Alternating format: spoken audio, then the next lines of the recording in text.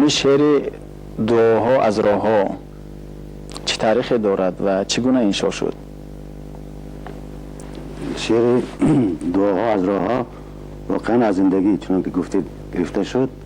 یک واقعی بود که از سری من گذشت و در راهی که از عقبه انزا می رفتم به زادگاه هم به زیارت مادرم، به عیادت مادرم که مادرم بستری بودم و در راه در نشیب عقبه انزا یک موسفید، من خودم تنها بودم در سری فرمان، یک موسفید دست برداشت، بسیار در آفتاب سوخته بود، آفتاب خورده بود، یک عصای دراز هم داشت. خب من گفتم بگیرم همراه صحبت کنیم، میریم هم تنها به راه کوتاه میشد، هم گاه خدای رسول و گاه غمزه رسول صحبت میکنیم و رفتیم به دهه تکفان. مسافر از بس که اساس شنان گفتن دراز بود، از ترزه ماشین نیم اساس در بیرون بود. خب صحبت میکردیم از این سن و سن و در تکفان گفت که همینجا نگاه دار بچم. من نگاه داشتم، مسافر به من 3 سوم دراز کرد. من گفتم پدر من پول نمیگیرم، من پول در کار نیست برای من. گفت که چی در کار برای تو؟ من گفتم دعا کنید که من با عیادت مادرم میرم و الهی مادرم در بستر بیماریش صحت یابم. گفت که عجیب بچه های امروزه به دعای احتیاج دارن. من گفتم الحمدلله بچه مسلمان هستیم، هر وقت دعای پیرها خصوصا در راه مشکل کشا میشد. و مسافر گفت که یک دقیقه بیست. من معلوم شد که خانهش در اون سر راه بوده است. یک بزغاله آورد در پیش چرخ ماشین کشت. گفت که راحت سفید و یک دعای دور و دراز هم داد. دعای خوب بود، دعای راه سفید و فاتحه بخت، سرسبزی، سربلندی و با امید صحتی مادرم. و این شعر همون شعر دعاها از راه ها بر اثر همین حادثه انشا شد. یعنی واقعی حقیقتا که اثر ما گذشت و در راه زندگی، در راه واقعی زندگی این شعر پیدا شد. بعد وقتی که به دهه خود رفتید مادر خود صحت سلامت دریافتید؟ رفتم که مادرم صحت بودن و بعد از این حادثه 2 سال دیگر صحت بودن، اما خوب بستری بودن اما صحت بودن. بعد از 2 سالش درگذشتن، سال 85 درگذشتن. محمد اقبال که یکی از شاعران بسیار توانای عصر ما حساب می شود، در یک شعرش می گوید که من نوای شاعری فرداستم و با همین امید این شعر می گوید که یعنی که من شعر امروز می نویسم، پس از 10 ساله و 100 ساله ها این شعری من بعد به خواننده ها در کار می شد، خوانندگان خود را باز پیدا می کند. به همین معنی شما چی گفته میتونید؟ خب هر شعری که زاده زندگی است و زاده نیاز و احتیاج های انسان ها هست، اگر امروز در موردش گفته شده باشد به درد مردم بخورد، فردا هم به درد مردم میخورد. چون که دردهای آدمیزاد قریب ابدی هستند، یک دردهای هستند که ابدی هستند و درمان اینها، درمان جستن این هم ابدی است و بسیار دردها، دردهای روحانی و معنوی مثلا با واسطه کتاب، با واسطه شعر، موسیقی و همان با واسطه فرهنگ درمان می‌یابد و شعرم در زندگی تا ابد، شعری که واقعا امروز ریشه واقعی داشت در ابدیت هم مقام خواهد داشت. اقبال به اون خاطر گفته است که و آرزوی هر شاعر هم است که ابدی زنده بماند.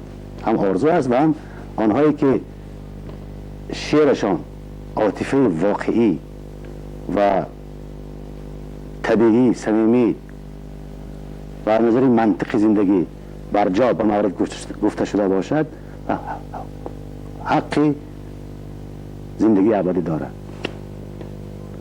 از نگاه شما، از دید شما، از شاعران، ادیبان امروزه ما کدام رو پس از عصرها، 100 ساله ها و مثل حضرت حافظ، خیام، مولانای روم، سنایی و عطار و دیگر بزرگان ادبیاتمون مطالعه خواهد کرد، مردم مطالعه خواهند کرد؟ البته اینجا خود شما استثناء درباره خود شما گپ نه، در مجموع میگویم از شاعران عصر 20 که به فارسی ایجاد میکنن. منظورتان فقط ادبیات شوروی تاجیک است یا ادبیات من فارسی؟ بیشتر شوروی است. بیشتر شوروی. خب در این زمانی 70 سال بیشتر ادبیات شوروی تاجیک. خب من به نظرم میرسد که استاد صدرالدین عینی، لاهوتی و استاد ترسنزاده ماندگار خواهند بود، چون که واقعا هر کدامشان در مقام خود، در موقع اجتماعی خود قهرمانی کردند. استاد عینی برای زنده داشتن ملت تاجیک، خصوصا همون نمونه ادبیات تاجیک و آثار منصورشان، ترانه های انقلابی لاهوتی و اشعار صلح پرستانه استاد ترسنزاده، اینها در زمانش در یک پاره وقت قهرمانی بودند. اینها را میشد قهرمان ملی نامید، هم با شعرشان هم با فعالیت اجتماعیشان. خب من نمیگم که تمام شعرشان باقی میماند، اما شعرهای اساسی که شعرهایی که همون روز باز تکرار میکنن، به درد خلق میخوردند و نیازهای مردم را برآوردن، اونها زنده خواهند ماند. از دیگرها خود تاریخ قضاوت میکند، من نمیتونم که پیش داوری بکنم و از جانب من این کار خوبم نیست، گستاخی هم میشد. شاعرای دیگر هم هستند که شعرهای ماندگار دارند و خود تاریخ ثابت میکند که در آینده که کدامشان ماندگار هستند و کدامشان شعرهای یومیه هستند و همون روز نوشتند و همون روز مردند. بسیار شعرهای هستند که شعرهای یومیه هستند، برای یک ساعت، برای یک لحظه یا برای یک نمیدونم جشن، یک سور مورید گفته میشن و همون روز خدمتشون ادا میکنن، دیگر اونها لازم نمیشن. خب این شعرها خود یک همه شاعرها از این گونه شعرها دارن، شعرهای سردستی میگن، نوک رنبالی میگن که برای یک حالت گفته میشد، اما برای آینده قسمی از اونها پاینده نخواهند بود. اما شعر اساسی که از درد و قسمت و سرنوشت مردم گرفته شده است، به نظر من که همیشه به درد آینده ها هم میخوره. شعرهای انقلابی استاد لاهوتی گفتید، شما شعرهای انقلابی که تا سال 22 در تبریز ایجاد شدن در نظر دارید یا بعدیان؟ اساسا همون شعرهای دیوان استانبولی منظور من است و شعرهایی که در تاجیکستان، یعنی در زمان زندگیشان در اتحاد شوروی، در یاد ایران گفتند و مردم تاجیکت به همون فر آریایی خودش دعوت کردند. همین شعرهای منظور من است. خب اون شعرها هستن مثلا خربت تراکتور، اینطور شعرها هستن که اونا برای امروز گفته شدن و امروز ماندن آنها، اما اونم استثناء نیست، اونم یک پاره تاریخ هست. بله. اما مثل وطن ویران از یار است یا اغیار یا هر دو در یک سنگ نمیسته، در یک ترازو هم سنگ نیست، اما اونم واقعیتی همون زمانش هست. استعداد رو اکثرا قریب که همینطور یک عقیده بسیار ثابتی هست که استعداد خداداد است میگویند و به همین معنی حضرت حافظ هم گفتند که حسد چی میبری ای سوسنه از بر حافظ، قبول خاطر و لطفی سخن خدا داده است. و استعداد شاعری شما فرض کردیم که اگر همین راه های زندگی شما به مکتب ادبیات نمی آورد و در همون دهه قریه مزار شریف پنجکین یک چوپانک عادی شده میموندید، فرض کردیم میگویم تقدیر با اون راه شما بود. آن وقت همین استعداد شما چگونه ظهور میافت به فکرتان؟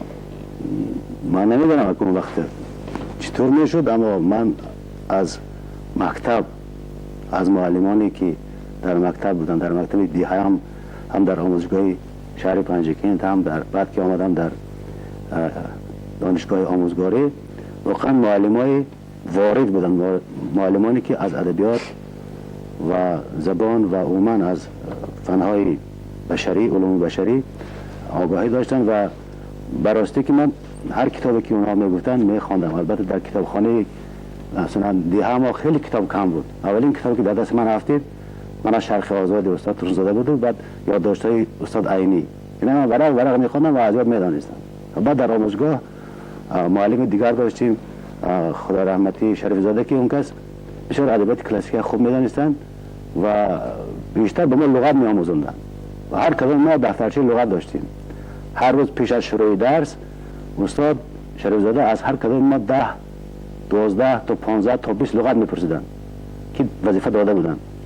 من قفای کتاب‌ها را اونجایی که توضیحاتش از ورق می‌زدم و بیشتر از یاد کردم آمدم و به همین بهای 5 می‌ماندن. خرسند می‌شدن که از اون معیاری که گفتن بیشتر ما شعر از یاد کردیم و لغت از یاد کردیم.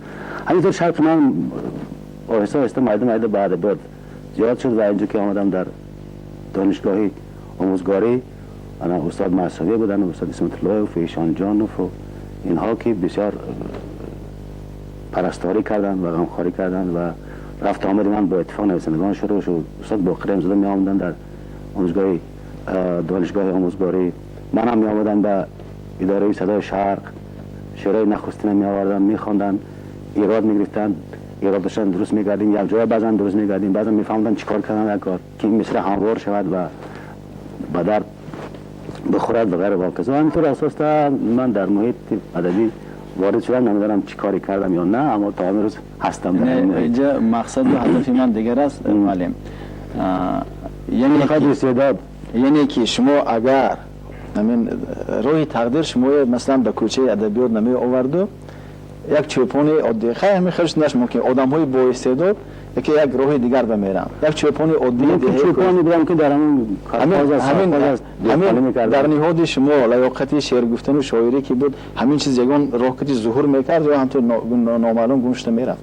گم میشد، شاید گم میشد، واقعا گم میشد. اگر معلمای گفتم مکتب 7 ساله آموزگاه پداگوژی نبودن ممکن من شعر نمیگفتم. به هر حال محیط بله، محیط که همون مکتب تربیت استادا و راهنماییشان شوق من برانگیختنشان سبب شد که شاید من به محیط ادبی آمدم. وگرنه گفتم درست یک در باغستان های مثلا سرفراز مرغیدر حال کارگر بودن یا چوپان بودن یا نمیدونم یا دهقان بودن. به هر حال قسمت همین بود است. لیکن استعداد باشد در همون سایه کدام کسبی نباشد، انسان باز همون کسب در نهایت اولش اجرا میکند. شاید من مثلا اگر به محیط ادبی نمی‌آمدم بازم شعر و موسیقی دوست می داشتم.